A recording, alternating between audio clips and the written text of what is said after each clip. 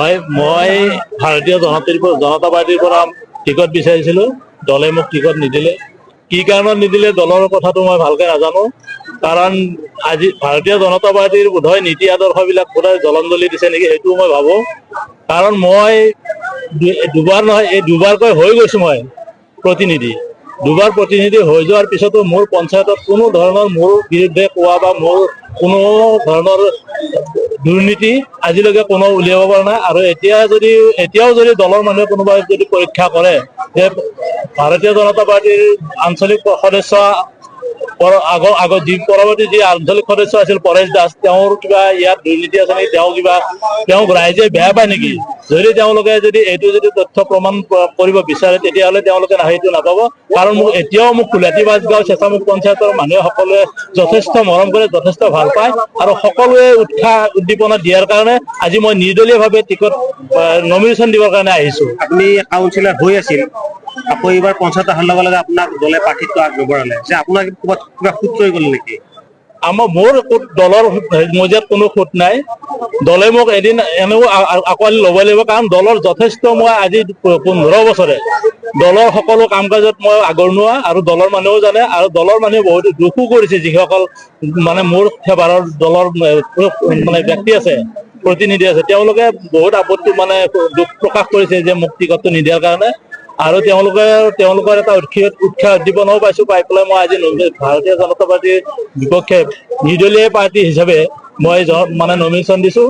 আৰু কুলহাটী বাজগাঁৱত মই যথেষ্ট কাম কৰিছোঁ, ৰাজহুৱা কাম। আমাৰ MLA ফাণ্ডৰে হওক, আজি ভাৰতীয় জনতা আমাৰ যিগৰাকী বিধায়িকা আছে, বিধায়িকা গৰাকীৰ তত্বাৱধানত মই বহুত কাম আনিছোঁ। বহুত মন্দিৰ মছজিদত মছজিদ নাই আমাৰ হৈছে, বহুত মন্দিৰত মই অনুদানো আনি দিছোঁ। আৰু ইতিমধ্যে যোৱা কেইদিনমান আগতে মই 38টা মন্দিৰৰ কাৰণে আমাৰ যিটো অসম দৰ্শনৰ আঁচনি আছে, এই অসম দৰ্শন আঁচনিৰ অধীনত 38টা মন্দিৰত মই চেক প্ৰদান কৰিছোঁ। এতিয়া আপুনি নিৰ্দলীয়ভাৱে আজি মনোনয়ন পত্ৰ দিলে, ইয়াতে আপোনাক এতিয়া দলৰ পৰা আপোনাক নিলম্বন কৰাও হ'ব পাৰে। নিলম্বন কৰিলেও মোৰ আপত্তি নাই। কাৰণ মই নিলম্বন কৰিলেও যে মই বেলেগ দলত জইন কৰিম সেইটোও নকৰোঁ। যদি তেখেতসকলে মোক আঁকোৱালি ল'ব নিবিচাৰে, পিছত মই হয়তো নিউট্ৰেল হৈ বহি থাকিম, কিন্তু কোনো দলত মই জইন নকৰোঁ। কিন্তু আপুনি দলৰ যিটো নিৰ্দেশনা আছিল সেইটো আপুনি মানি নচলিল, যাৰ বাবে আপুনি নিৰ্দলীয়ভাৱে মনোনয়ন পত্ৰ দাখিল কৰিছে। কাৰণ দলৰ নিৰ্দেশনা মই মানি নচলিলোঁ দলেও মোক কিছুমান কথা মানি নচলিলে। কাৰণ মোক টিকট দিয়াৰ কাৰণে যথেষ্ট মানুহে কৰিছিলে, অনুমতি আগবঢ়াইছিলে। কিন্তু তেখেতসকলৰ যিসকল প্ৰতিনিধিসকলৰ কাৰো কথা নামানিলে যিহেতু, গতিকে মই তেখেতসকলৰ অনুমতি মৰ্মে মই আজি নিৰ্দলীয় প্ৰাৰ্থীত ৰাজনীতি কৰা ব্যক্তি এগৰাকী, যে আপোনাৰ লগতে কোনোবা এইবাৰ ৰাজনীতি কৰিলে নেকি? হয়, মোৰ লগত ৰাজনীতি কৰিছে। ইয়াত মোৰ সতীৰ্থই কৰিছে। গতিকে সেই সতীৰ্থৰ ৰাজনীতিৰ কাৰণে মোকো ৰাইজে যে মোক কিমান ভাল পায় তাৰ প্ৰমাণটো কৰি দেখুৱাব পাৰিছে। অসমৰ সংবাদ জগতখনৰ বাবে এক সুখৰ খবৰ। আপোচবিহীন ৰাইজৰ কণ্ঠ সাপ্তাহিক কবচ পুনৰ এবাৰ অসমৰ ৰাইজৰ মাজলৈ।